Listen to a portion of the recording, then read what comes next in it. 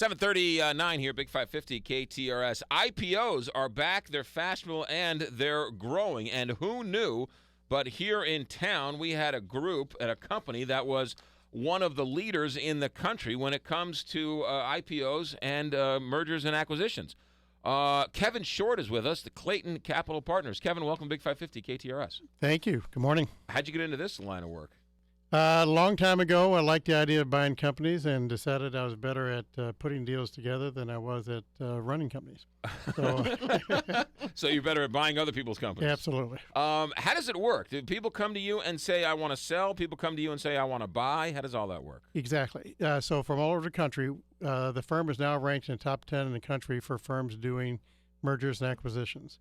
So you own a $100 million company and you're in Salt Lake City or you're in L.A., your advisor probably knows us, your attorney, accountant, banker, and they refer you to us and you give us a call and we evaluate you and see if we can add value to the transaction. Let's say I want to buy the diner on the corner. Do I call you? You could call me. We won't be able to help you.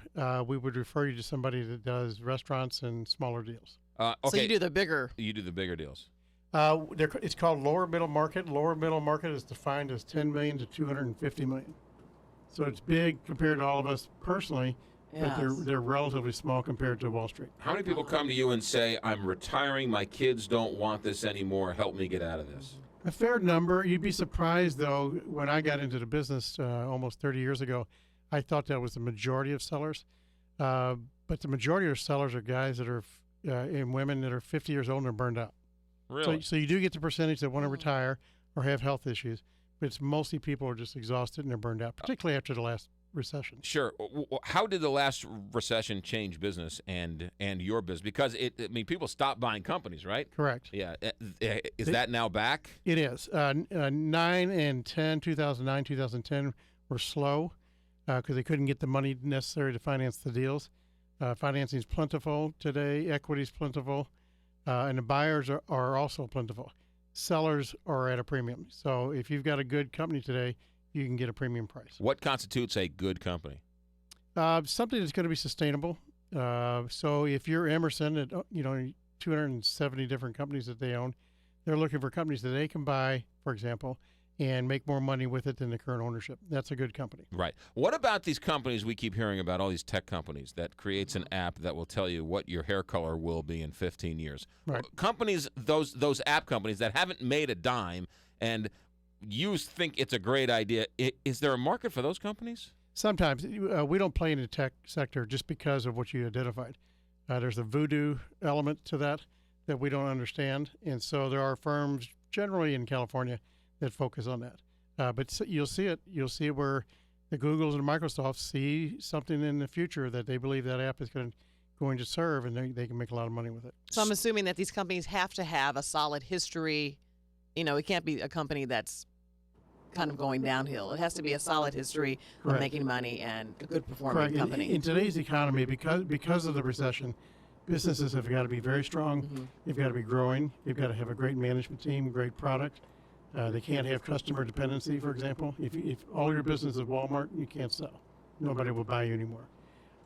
So all those things have got to be lined up perfectly. The buyers are very aggressive and pay good prices, but they're very careful. Interesting. All right, so what's going on with you and the RCGA for 2014? RCGA in the Business Journal, we several weeks ago had a economic forum talking about 2014. And one of the things that we want to change is, as opposed to reacting to 2014 in a macro sense, that 2014 is going to be a function of what happens in the rest of the country. We'd like to do something differently here, and so we're beginning to roll out 2014, the year of the acquisition. So if St. Louis companies were to become more aggressive in acquiring other companies from around the country, bring those jobs back here, bring that back office back here to finance all the legal work, et cetera, that's a way to pump up the economy in St. Louis. When a company buys another company, a big company buys a small company, a big fish eats a small fish, those jobs go away, don't they? I mean, aren't there some jobs that just sort of naturally go away? There are less jobs when it's all said and done? There are some jobs, but there's also consolidation. There's a lot of jobs on the front line that don't go away. Sales, R&D, depends on what type of manufacturing they're doing. Often they stay in place. But it's more of the overhead jobs that either go away or consolidate, and so they would come back here to St. Louis. So you see Express Scripts doing that, for example, bringing lots of jobs back here to help them with their acquisitions. Has anybody contacted you about selling a local radio station on the AM dial 550? Just out of I curiosity. can't talk about my clients or prospective clients. All right. Kevin Short is with Clayton Capital Partners. Is there a website for people to find out more information? There is ClaytonCapitalPartners.com. And you've written a book too. What's I have. Go ahead. First book was published several years ago called Cash Out, Move On, and just signed a contract with Amercom Publishing for the second book that'll be released next fall called How to Sell Ordinary Companies for Outrageous Prices. That's Ooh, that's what I like that. Yes, that is a good title. We do too. Is St. Louis, is St. Louis as a region buyers or sellers? I would say overall, we're examining that. It's a great question. We're examining that right now. I would say buyers. We have a lot of big companies here who are very aggressive in buying. Emerson's, Express Scripts, et cetera, et cetera. We also have a number of $100 million, $50 million, $150 million companies that are buying that you'll see all over town. The Western Waterproofings, the Indicos, et cetera, that are buying like crazy. Yeah. How many people come to you and say, Kevin, find me a job in one of these companies? A fair number, but we don't really do that, so Okay. we can't really. Thanks. We can't talk to Can't somebody help else. you. We do get the calls. All right. One more time, Kevin, that website again to find out more. ClaytonCapitalPartners.com. That is Kevin Short. Kevin, thanks for coming in. Interesting stuff. Thank you. 7:45. Quick check traffic and